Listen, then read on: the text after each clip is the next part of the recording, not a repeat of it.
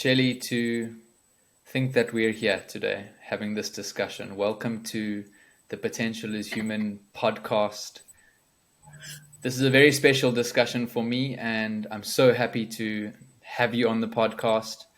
Please say hello to all of the listeners and those who will still be listening, and maybe tell them how you and I crossed paths.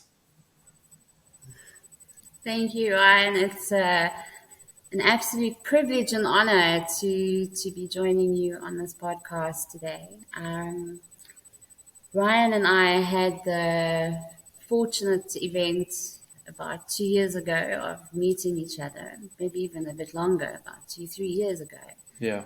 And let's just say it was an interesting journey, and it continues to be an interesting journey. What is the time? Well, the time is now, and I'm not going to lie, I'm a little bit nervous. This is one of the first podcasts I've ever done in my entire life, so I hope not to disappoint, but I am very, very fortunate to be walking this road with you and the rest of the clan and the tribe, and watching you grow and blossom into the fine young gentlemen and husbands and friends and fathers, and seeing you live your true potential. And that for me is a beautiful gift. Beautiful gift. Thank you. Thank you. I can confidently say that you've had a massive role in terms of my personal journey, meeting you when I did at a time where I was desperately seeking to discover something about myself, which I had not yet realized was always right there.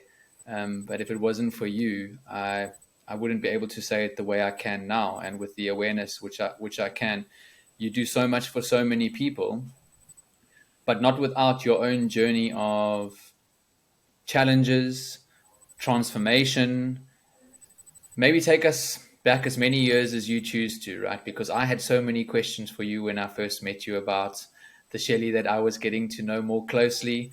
Those that will be seeing this on video, it's very evident that Shelly doesn't have hair, but she has a beautiful tattoo on her head. And yes, it's on her head.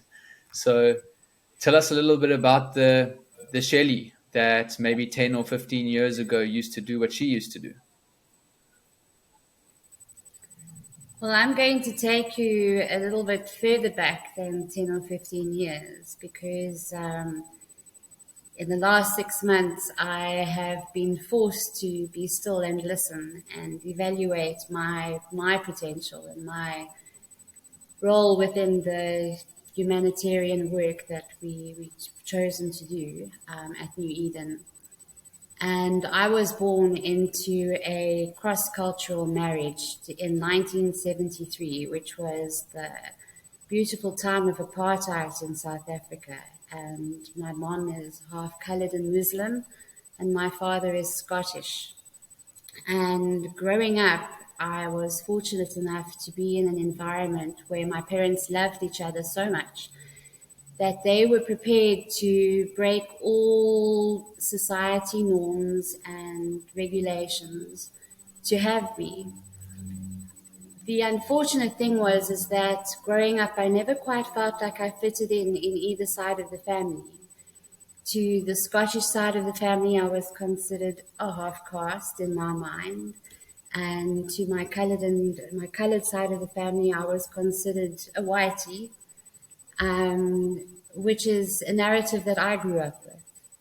And growing up in a Model C school, thank goodness I was fair enough at that stage. My father was in the Masonic Lodge and grew up in a very religious family, Anglican, Methodist, and life for me was very confusing. I had a colored side of the family and I had a white side of the family, and I remember being put at the back of a car under a blanket with my mom sitting on the back of the car and going through, the groups, the different areas, and my father having to lie and say my mother was our housekeeper. The same with my sister. And all those memories were pretty much suppressed as a young child. For me, that was my reality, that was my normal.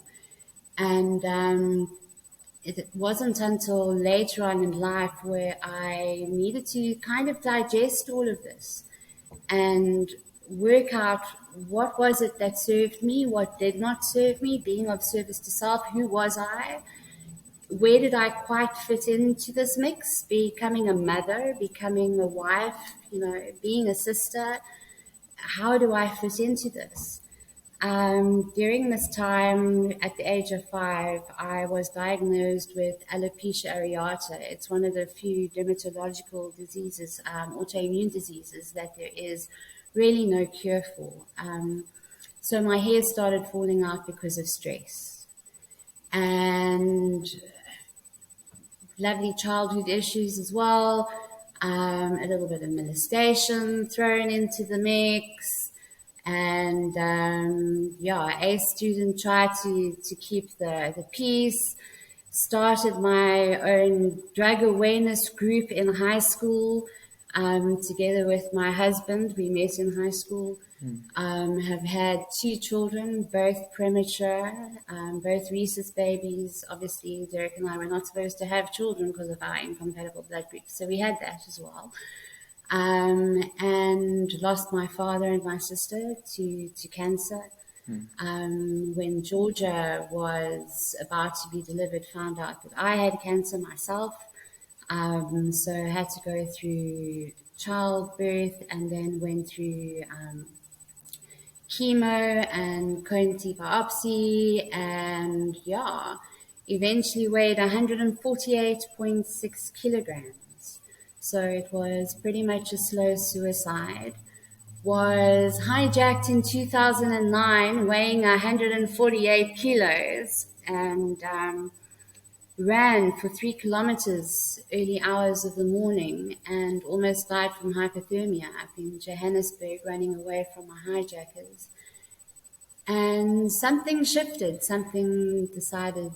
I decided within myself that the slow suicide was no longer going to be of benefit to me, but it took me a while. And then I started cocaine in 2010. And I did cocaine for 5 years. Was a national sales and marketing director for a multinational company. And the only way I managed to do the 25 hours was to take a synthetic substance to give me that extra get-go, try and, comply with society's norms, the matrix world, and succeed. And what was success? Success was having a fantastic family where the kids behaved themselves, where you had a beautiful home with a very high bond, expensive cars in the driveway, had your nails done, had the best of the best, and life was pretty much serving a god that made you a slave, and that was money. And if you had to really look at the truth of it, wasn't very happy at all. My marriage was failing at the time. Derek and I, we kind of hurt each other in such nice ways, but we were never really honest with one another. We were never really able to communicate and verbalize that which was real. It was what everybody else expected to see. And therein was an absolute untruth. So something had to shift, something had to give, something had to break down eventually. And we moved down to Cape Town in 2015. I almost crashed the car and killed my daughter, and that was the last time I ever took cocaine. Not my proudest moment in life, but it is a reality. And subsequently have lost over 80 kilos. I am down to my goal weight. I recently stopped smoking, then started smoking, then stopped smoking again. I don't do alcohol. I am by no means a vegan, but everything in moderation, including moderation. And I think the biggest lesson for me was finding that I fitted in exactly where I needed to, and that was right here. When I learned to love myself, everything fell into place. And when I speak to everybody, it's no longer about being what other people expect me to be. It's being true to myself. I have no more secrets. You can't pull me out on anything. It is what it is. This is who I am. I have been arrested. I am out on bail, and my case is sub judice. So that's it. Here we are. Is that a good enough summation, Ryan? Now I get to pick at what you've shared. Now I get to ask questions around, like, it's still for me today, like, you're one of the most beautiful women I know. We've shared so much together, and I don't know the Shelly who weighed 148 kgs. I don't know the Shelly who was a director in the corporate world and was, using cocaine. I do have a question around the cocaine. What were you thinking at that time? How to numb myself. When you are in a position of power, you have so much responsibility, and sometimes the decisions you have to make go against the very core of being human for the sake of making money, because you have to be profitable. Yeah. Your business has to succeed at all costs. There is no room for second best.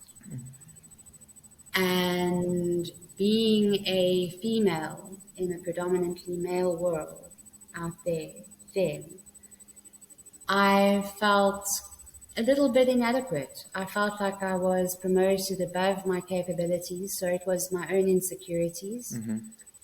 And the only way I could numb myself to bring myself to make the hard decisions was to have a substance that kept me alert, kept me awake, to give me the hours in the day that I needed to go and see the clients. I needed to go and be everything to everyone. I needed to be a wife. I needed to be a mom. I needed to be a daughter. My mom was staying with us at the time. I needed to help her. It was the only way I could be all things to all people and numb my conscience, pretty much. Did other people know that you were using cocaine at the time? Not those very close to me. I managed to keep it a secret from my husband. He only found out in 2018 when our wheels pretty much came off. Yeah. And that was a hard one. But there were a few friends, if I could call them friends, that weren't really friends. There were a few people who knew, but I pretty much kept it secret from most of my family. I mean, here I was, this goody two-shoes, director of a company, quite successful within my family network, and I can guarantee you that this is going to be quite a surprise for some of my family as well if they get to watch this podcast. We're open to it, right? I'm not laughing at it like you. This is a nervous twitch. Okay. You're safe, yeah. Let's keep going. But I can, there's not much else. It was to numb the feeling. Would you consider yourself like unstoppable during that time? Drugs, massive role in a company, responsibility of overseeing people as well. Is this what unstoppable you would say feels like? So much more than just unstoppable. When you in that position of power and you have that substance that just inflates your ego, it's it becomes very egocentric. You do things for the wrong reasons. It's definitely not of service to self. It's, in hindsight, it skews your judgment. You are incredibly alert, you're incredibly intelligent, or so you think. And yeah, you waste a lot of time, you waste a lot of money, Yeah. but you ruin lives. You hurt people. You really do hurt people. Shelly, I think There's it's in the corporate world. no. Please finish. In the corporate world. In the corporate world, there's no room for second best. It's survival of the fittest, survival of the strongest, survival whoever makes the most sales. So if anybody showed any sign of weakness to me, they wouldn't last very long in my corporate team. I made people quite a bit of money, so it was important for me to keep up the appearances. And at this time when you were, keeping up the appearances, you were powerful, you were successful. You said, the homes, the cars. I think it's what most people are in pursuit of in certainly our Western world, wanting to create success for themselves. I just want to ask you, if you correlate like happiness with your level of success at the time, looking now at the height of your success then, whichever period you think was the highest point of success for you, how happy were you actually within yourself? In all honesty, I was one of the loneliest, most depressed individuals I can possibly think of. It was a dark, twisted, bitter place, and I used stuff. I used money. I used assets. I used the accumulation of wealth, the accumulation of stuff that I've never actually needed to compensate for that loneliness. Yeah. And that fulfillment. So, if I have to be brutally honest with you, I have never been happier than what I am now. It has been one hell of a hard road to get to this space, but I would not change anything in the world for where I am now. And yeah, it's no, you actually pose a really good question there. And I was quite a depressed human being. I was a sad individual, So if we very measured sad. from on a scale of 0 to 10, if we said 0 being no success and 10 being what you deemed all the success, at your highest point, where would you place your number in terms of measure of success? It's quite up there on a space of, in terms of the matrix world, I was a very close 10. Okay, so I was a very close 10. I won numerous awards. I was a very close 10. I was very successful. and being a close I 10, earned a lot of, yeah. And yeah, I've got so yeah. many questions But around this, Shelly. Like almost a 10 in success, like in the Matrix world, you're there. You've worked so hard to get there. You've now got it. Now let's look at level of happiness from 0 to 10. At that time, what was your level of happiness? well, it depended. When the paycheck came in, I was pretty happy because I could go and buy stuff.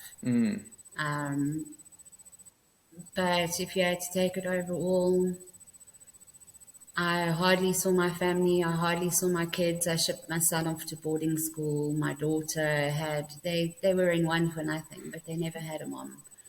My husband never had a wife.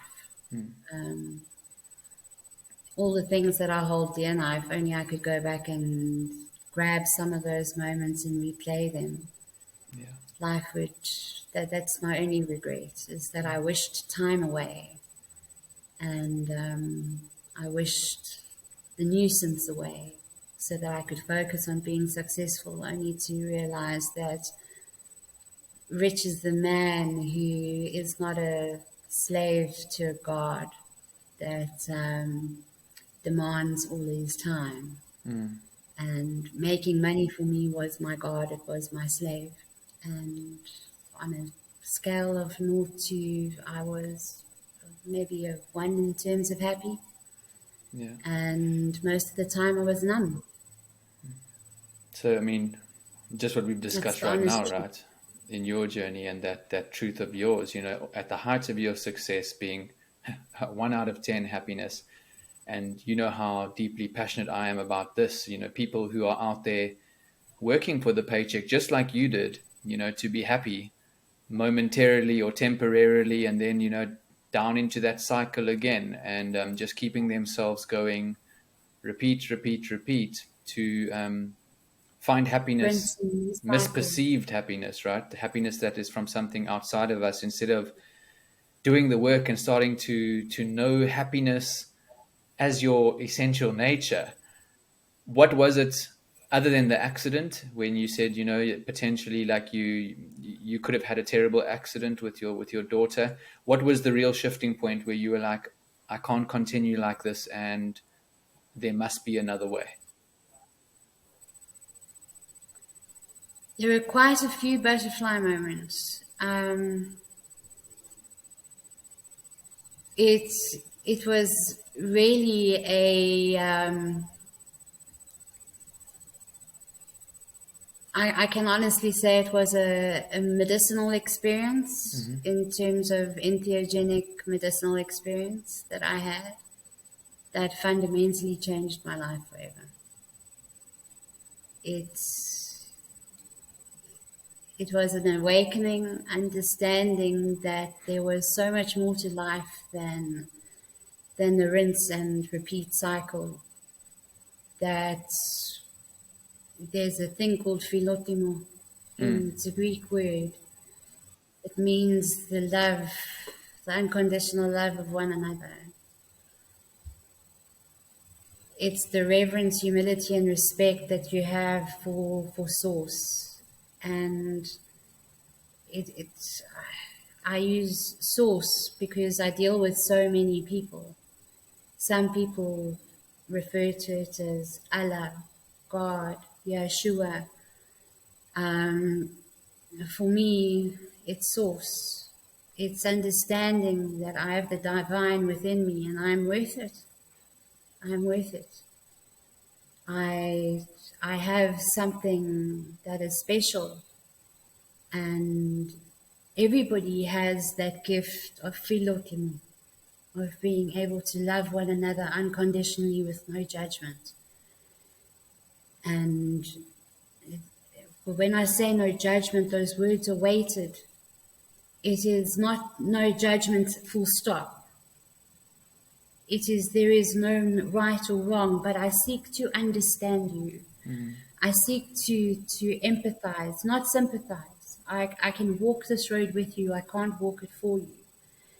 But it's that very human nature that separates us. It's the greed. It's the desperation. It's the poison. Anything more than what we need is poison. Anything more than what we need is greed. It doesn't serve us. Yet it's inherent that that is what we strive for. We strive to have more than the person next door to us. Whereas there's this beautiful saying where it says, if you have more than what you need, make your table longer. How many of us actually do that? Mm. How many of us, I mean, I never used to do that. We used to have people coming over during supper time, and we used to like look at each other and go, well, when is this person going to leave now? Because we would like to have a supper, But instead of actually saying, you know what, there's a pot of food on the stove, let's just break bread together. Just pull in. It doesn't have to be anything special. There's extra bread. There's always enough. And when you start to understand that you are enough, you are enough. You have everything you possibly need to achieve a state of happiness and a state of bliss. When you come to tap into that very source of magic, and you find that little fire deep within your belly, and you go, hold on, stop the world, damn it. I am enough. Here I stand, unapologetically. Yes, I have made some major, excuse the French, fuck ups. Yeah. Okay, major. But I haven't stood still. I might have taken a step backwards to gain perspective, but I've chosen to learn from those experiences. And when we can all tap into that, God, can you imagine how beautiful this world is going to be? And you can see the shift happening already. It's just there's times I want to shake someone and go, can you wake up and see your potential? You are absolutely divinely, imperfectly perfect. Just stand up, damn it. You know, stop feeling sorry for yourself. Go and find your big girl panties. It's in there somewhere. Come, let's go look for it together. So I have to say it was the teachers that gave me that insight. It was the teachers. Yeah. It was source. Yeah. How did you start? Sorry, I know I digress. No, I love hearing it all. And I want to know, like, how did you start? Like, so you become this career woman, there's drugs involved, the wheels are starting to fall off, and then you have this awakening. How do you start going about, like,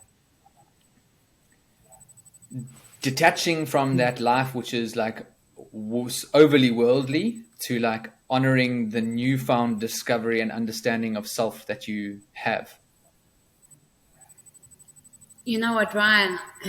Some of it wasn't voluntary. Sure. Okay.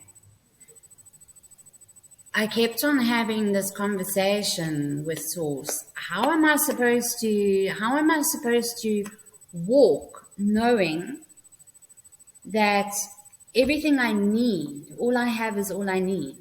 How do I take that plunge? And how do I be true to what it is? I mean, if you look, I've got a beautiful home, I've got a beautiful car, but I've given up the DSTV, I've given up the medical aid, I've given up a lot of stuff that no longer served me. And some of it wasn't by choice. COVID came along, and COVID kind of knocked me in the solar plexus and said, hold on, okay, we're going to, that little bit of materialism that you had over there, we're kind of going to rip the carpet out from under your feet, and we're going to say, this is how you're going to live. Wow. Really? Is this how it's supposed to be? And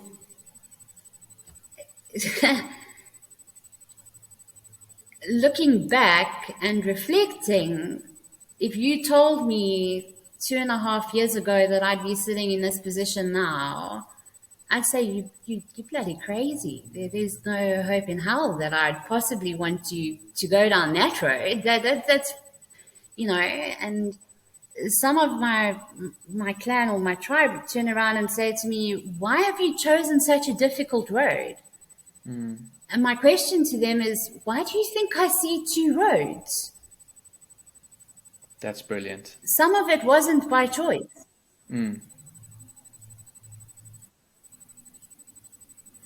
But here I am, and I'm very, what very you've just grateful. said.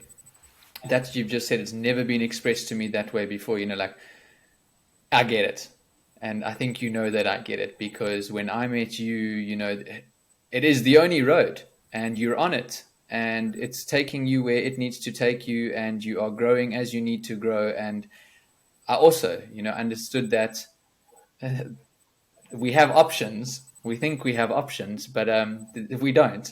And you're on your path, We and don't.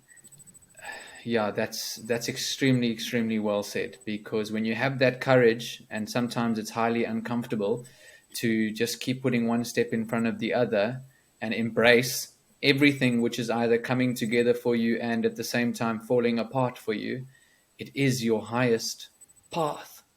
My highest path took me straight through the doors of New Eden, and Shelly has seen me in, sheesh, all sorts of moments. Beautiful moments, high moments, Beautiful moment. challenging low moments, but all perfect. And multiple mornings, sitting having breakfast together, discussing things. You have opened your heart to so many other people. Do you think it's because of the amount of suffering that you've had to face and the challenges that you've overcome in your own life? Well, if I didn't, then I would be selfish, and everything that I've experienced would be for naught. It is important for, don't follow me, I'm equally lost. But I think the beauty is if we can share our experiences truthfully with one another, we we can pick out that which serves us, and we can use our cumulative experiences as a almost like as a bank of knowledge that we can tap into and use someone else's experience so that they don't have to necessarily do the same damn shit that we did. Yeah. But once again, it's everybody's individual journey. It's so difficult, Ryan. Happy is the man who plants the seed knowing he might never get to sit under the shade. So you can share your experiences. What people want to do with that information is entirely up to them. I've lost a lot of friends. I've lost family, purely because of the path that I've chosen to walk. They look at it and they go, wow, this is just, you've taken a step backwards. Well, the truth is, in our world, in our entheogenic world, where we have been exposed to so much beauty that Source has given us, for us, standing still equates to what the Matrix sees as taking a step back. In our world, think of it as an artist. In our world, we get up really close and personal and we see that trauma. And we're an artist, we're sketching an eye. And it is only when we take a step back that we are able to gain perspective and see, wow, that serves me, that doesn't serve me. I need to be of service to self here. Whereas in the Matrix world, when we take a step backwards, they see us as being unsuccessful. In our world, when you're standing still, that is, then we need to start asking some really hard questions here. So it doesn't really matter if you're moving forward, sideways, moving backwards, as long as there's movement. It doesn't matter how small the step is. Baby steps. Even if you just do one thing better than you did yesterday, it's still movement. If you read one little thing more than you did yesterday, it's enlightenment. If you do just something, just tiny, if instead of throwing plastic in a normal dirt bin, put it in a recycle bin. So many times we look at this world and we say, it's just me. I can't possibly make the difference. No, my next door neighbor's not going to do it. My mate's not doing it. So why must I do it? But it's because of that very culture where we think we're just one, that nobody ends up doing anything. Yeah. How would you explain the Matrix world to people hearing you language it that way?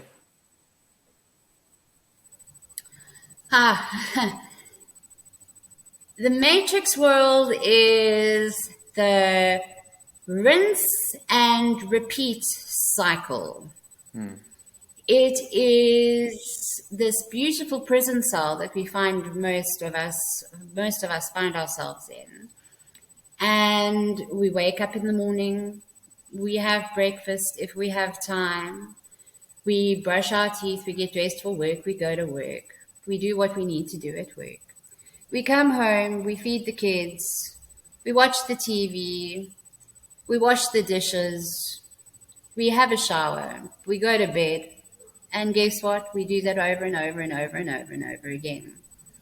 Until the end of the month, we get the paycheck, we pay the bills, we do a little bit of what we can, and that's life. And if that's how you choose to live your life, that's fine. No judgment. Okay. But there is so much more out there. People catch a wake up. It's called communication, talking to your kids, talking to your wife. You'll be amazed at the kind of information you can find from your kids, your children, the very children that we told to shut up. Children should be heard. Children should be seen and not heard. Okay, that's how I was raised. Yeah. Go get a dishcloth and dry up. Go play on the railway tracks. That's pretty much how we grew up in our generation. Kids were never really part of the discussion. Yet, if we just had to tap onto the resources of our children, oh my goodness, the truth that these children see and perceive, instead of dumbing them down, we should be looking at what their strengths are and playing to their strengths. Instead of saying, you will listen, you will do as I tell you to do. Yes, obviously there are certain things. We don't want children jumping off a 2-story high building, but there are certain questions that they ask us that we play down and we put it aside and we go, what do you know? You're a kid.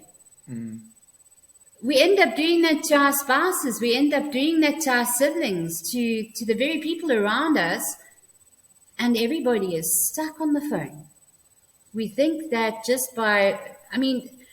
I find it hilarious because there's times when my daughter and I text each other. We're both lying in bed. We're living in the same house and we are texting each other. Yeah. That's sad. Yeah. So in terms of finding your inner peace, I think I've gone so totally off the thread here, Ryan, but you've gotten me going down passionate roads. It's finding that state of inner worth and living your truth, being of service to self. And that is another area of, that's an interesting one. I still find it difficult at times. I think so much about connectivity and hyperconnectivity and not being present, just to the likes of my wife, Carla. And then times when you do try and be more present, we are so programmed to want to be busy, to be looking at media, to be watching a TV, and if you put it on the spectrum, I probably do very little of that stuff, and yet still I see where it calls me and it wants to grab my attention and try and pull me in, rather than just being present to the beauty of everything we have around us. To hear you messaging your daughter in the same house, on one hand, yes, you don't have to get out of bed, so great, you can talk to each other from there, but on another hand, there's real cost to that. And sometimes we wake up too late in life and we miss the moments. And remember, communication doesn't just necessarily mean filling the space with noise. Sometimes you can sit in the presence of another and just observe. You don't have to say a word. And the story that unfolds before you is simply majestic, and we miss it.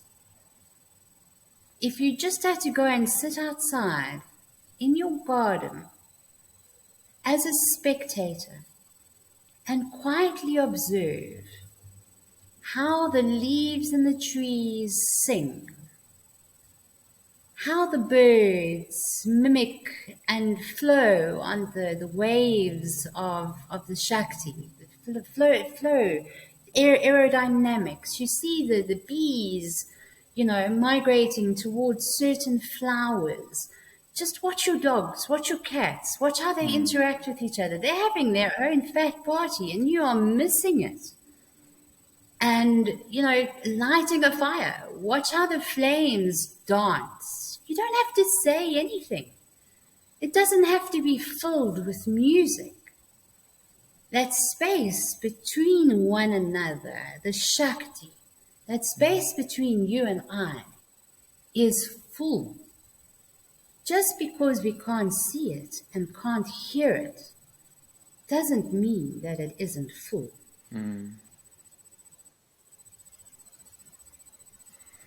I want to try and take this conversation to somewhere where only you can answer, in terms of the reality that you experienced in going to prison, to jail, whatever you want to language it as. But there's going to jail for, misdemeanors and doing things which certainly don't serve society. And then there's being willing to go to jail for something you stand for. What was it like for you to be detained and to go to jail when you believe in what you're standing for? Well, it is one of the most horrific experiences any human being should have to go through. And I wouldn't suggest anybody wanting to do that or put that on their bucket list. It's not an experience that you're going to enjoy very much. When you see the writing on the walls, it's filled with hate, and it's not a nice space. It's not nice for the law enforcement to have to carry out their jobs, do what it is that they've signed up to do. It's not nice to see the level of hurt, but when you believe strongly in something that at the core of your being can change. It's not a drug. It can change the world. It can treat depression. It can help people find enlightenment. It can help them restore their neural activities. When you see how through Nixon in the 1960s, the very plant and fungus medicine has been labeled as a drug, and you're kind of going, what the hell? How arrogant are we to make something that Source has created illegal, where this is the very, very core that can save humanity? You know what, Ryan? I'd go to jail again. And that is why I am a co-applicant in the case to legalize psilocybin, and why we have a group of attorneys and advocates putting a case together to go to the High Court. We have to thank people like Timothy Leary and Paul Stamets and Graham Hancock, and who were the pioneers. They've already laid down the groundwork. There's massive research coming from MAPS and Johns Hopkins, and in the therapeutic benefits of treating PTSD, treating people who are fundamentally labeled by the Western world as broken and inadequate. They're given a label, they are boxed. And here you have something that Source has created, and it says, go on, heal yourself. And man's labeling it and saying, nope, it's illegal, it's a drug. How arrogant and how naive. When they, instead of spending money on alcoholism and alcohol addiction, all right, why don't we spend money on formulating research programs in our country to assist these people? Because guess what? This medicine stops addiction. This medicine helps with addiction.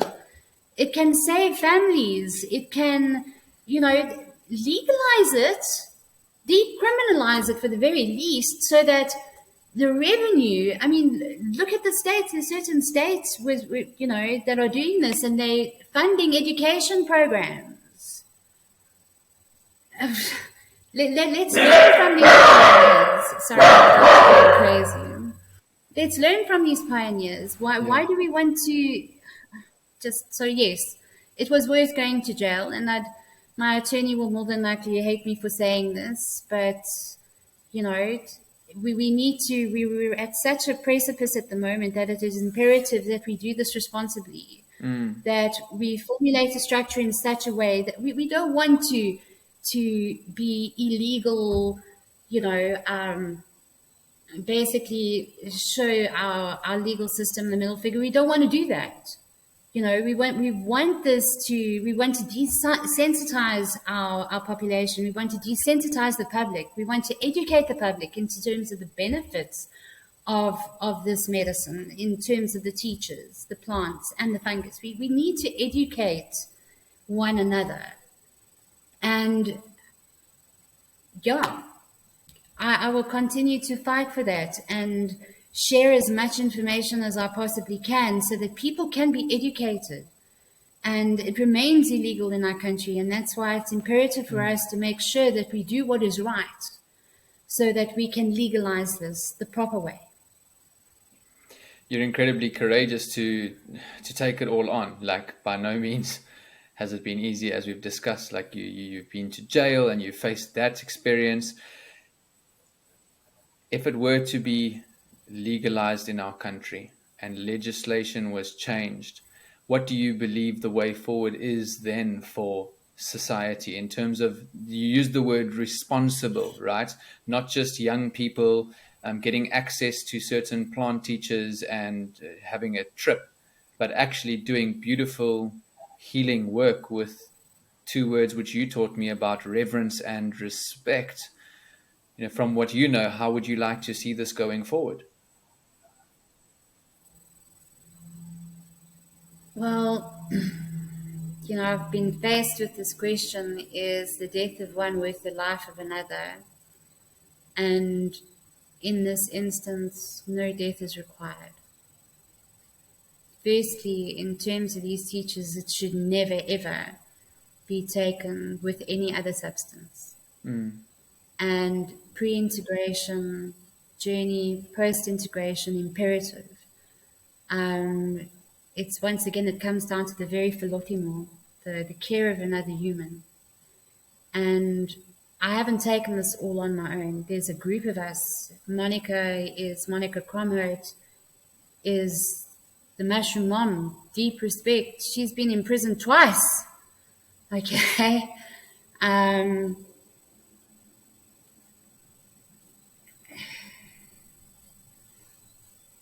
The best way to move ahead, number one, is firstly to decriminalize, then to educate, and educate, and educate, and educate, so that it is not a free-for-all shits and giggles party show, because these teachers need to be treated with reverence, humility, and respect.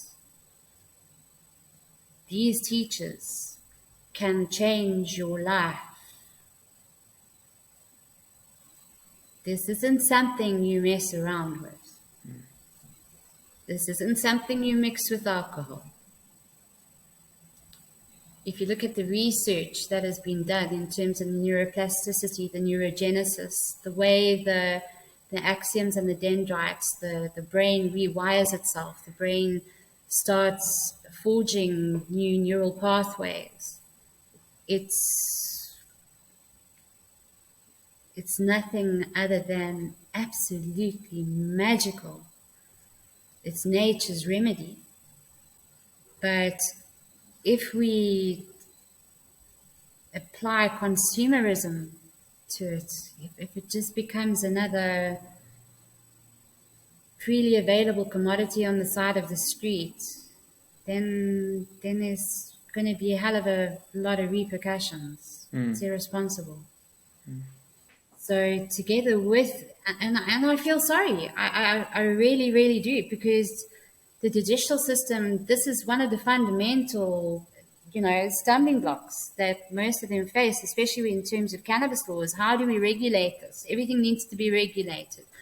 And then obviously you have the people who are in power. Some are greedy. Some are like, how do we capitalize on this? How do we make this, a money spinner for us? And we lose the fundamental essence of the teacher as being a healing aid, something that gives us enlightenment, gives us spirituality. It shows us the connectivity to us and universe. It almost ego disillusionment. It's not alone. We are not alone. How arrogant are we? In terms of regulating, we need to put a think tank together. But if you look at the likes of the pioneers, if you look at the likes of the Stamets and the groundwork has already been laid out. If we put it as a global collective, can you imagine if we had to pool our resources globally? Good heavens! No borders. Let's use no border philosophy in this whole instance. Okay, we could fundamentally change the entire human race. We have already passed the 12-minute countdown. If you look at plastic mass outweighs organic mass at the moment in our beautiful world. Is that plastic Go figure, mass, as in litter? You're saying outweighs? Can you say that plastic again? mass, man-made plastic outweighs organic matter. A study recently came out. Derek was the one who's showing me. I should pay more attention when he shows me these things so I could give you the resources, and I was just like, horrendous. no, that's impossible. And he's like, nope, this is legit. Here you go. It's scientific, study that's just come out. And I'm like, wow. And this is from someone who used to be, I used to sell plastic pipes at one stage in my career. I was okay, well, The irony. Not a good way to go. Yeah. The irony, yeah. Water reticulation systems. It's, yeah. So there, in terms of legalizing, decriminalizing, it's not an easy road. It's not just this isn't going to be finished within the next 3 to 6 months. This is a long battle. But what I would like to put out there is that everybody needs to start standing up and saying, how can we change this? What can we do? What can we do? Read, share the information, share it with your friends, share it with your family, get them to understand that these are not drugs. These are not harmful substances when taken with reverence and respect. It's illegal. Understand that it is illegal. Don't go around and break the law, okay? But when we already understand what this medicine can do for you, understand what these teachers can do for you, understand the beauty of it, please be responsible, guys. We are so close to where we need to be. Don't go and, please, just play nicely, everybody. Play nicely. Play nicely. To re-emphasize on what Shelly said, the amount of people who are doing an exceptional level of work and committing their careers, their lives towards progressing in terms of psychedelic plant teachers being illegal. Like, it is illegal if you're listening, play nicely. This is not something that, you can just take for granted and think is fun. There's a way to go about it, and it's not something that you can just think you can illegally get your hands on after listening to us talk and then go and do what you think is fitting for you. So, No.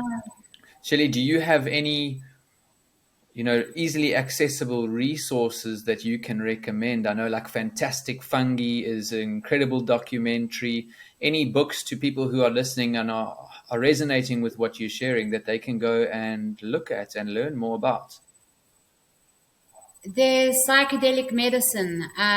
There's go and look at Graham Hancock's books, Superhuman. Go and look at Graham. I'll give you a couple of authors. Paul Stamets, Food of the Gods. That's a few episodes that's come out. Timothy Leary, Hoffman. I've said Hancock, Stamets, Paul Stamets. Go and research these authors. They've all got a wealth of experience and wealth of knowledge, wealth of resources. They are pioneers. They've been doing this for decades. Their research has been put on hold, and some of them are still alive to see the resurgence of these beautiful medicines coming to the fore. So, I mean, Hoffman lived to past 100. Mm. Wow. And, understand the mechanics behind the ergo fungus, which is LSD, psilocybin cubensis, which is magic mushrooms, mescaline, which is your peyote, dimethyltryptamine, which is your ayahuasca and your San Pedro, saffrus, which gives rise to the MDMA. Understand what it is you're busy with, understand, learn. And arrogant is the one who thinks they know everything. There's always more learning that can be done. And treat your avatar, treat your body with respect. Don't go and be a cowboy. Don't, Mm. understand that it needs, yeah, Mm. it's not breakfast yet. I know there's a book, How to Change Your Mind by Michael Pollan, I believe it is, and I don't know if you've seen, but they've made a next Netflix documentary Yes, yes, now. yes. Um, I've uh, watched it. have you? Beautiful, I brilliant. haven't watched it, and just Yes. to see that tells me that You need there's momentum and things are slowly changing. The first episode is on LSD, which is the ergo fungus. Second episode is psilocybin cubensis. Third episode is MDMA, and then the fourth episode is mainly about peyote, Native American, the Dene, mescaline. Yeah. So it's well worth. And I've seen on some of the psychedelic society pages where some people are saying, yeah, but it's nothing that we don't already know. I don't believe that was the purpose of this documentary. The documentary wasn't there to go and inform those who already know. The documentary is there to inform those who don't know. Yeah, it's And awareness. it's done a bloody good job in doing that. Hmm. Wow. The feedback that I've had from just sharing the link out to various people is like, wow, I didn't know that. So it's not a drug. No, it's actually medicine. And, it helps regenerate the brain. It works for Alzheimer's. Let's have a look at it, And some people say, okay, but if we go foraging in the forest, does this apply to all mushrooms? And I go, well, all mushrooms are edible, some only once. Yeah. So you need to know, you need to kind of know your stuff. All Mm. right. Don't just go and pick up those little lovely red toadstool mushrooms and think, well, I'm just going to ingest these because they're pretty. Those Amanita muscarias, if they can be pretty, deadly Yeah. if you don't do it right. So be aware. Knowledge is power. Just keep learning. Keep learning. Just keep moving. Yeah. To start closing off, and thank you for sharing your journey with us, deep transformation which you've experienced in your lifetime, and you're still with us, which is the greatest gift. Why does Shelley wake up each day and do what she does? What is that burning passion in your heart? Some people will call it discovering their purpose. I've seen you do your work in action. I love you for it, but what keeps you going, and do you know you're called to achieve while you're still here?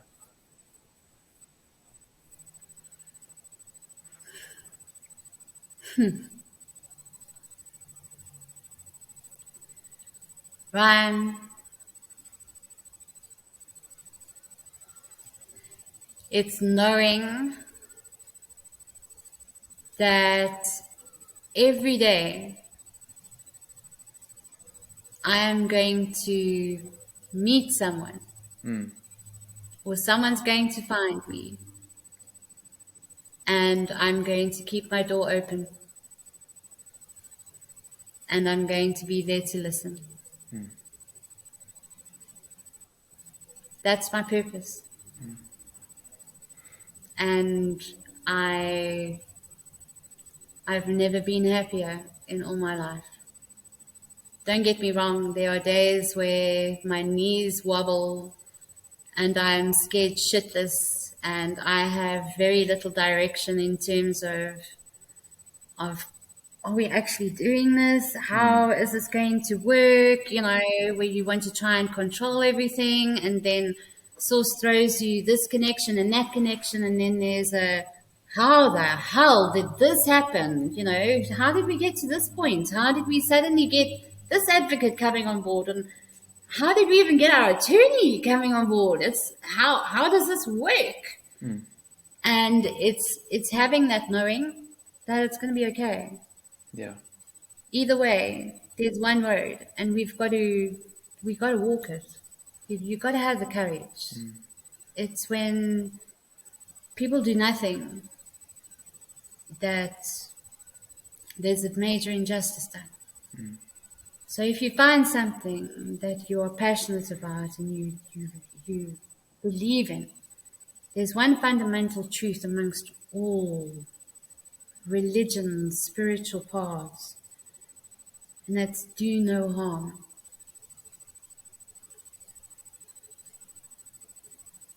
And if your purpose in this world is to do no harm, I think that's a pretty damn good purpose, don't you? I have to agree. Yeah, that's me. I would like to say publicly on a podcast that you are an embodiment of courage. Like I would say, growing up as a young man, you know, I looked at different examples of what courage and power looks like in society. And when I met Shelly, I was taken to some pretty vulnerable places within myself. And I now can confidently say that because of you, I know what courage and love is. So I'm deeply grateful for that. And I will continue to play my part in spreading that as far and wide as possible. And I love you very much, Shelly, for who you are. Thank you for honoring us today, for being on the podcast, for the work you're doing, even when people don't know about it and aren't necessarily looking. We know, though, and it's been wonderful talking to you. I love you, sunshine. Thank you. I see you.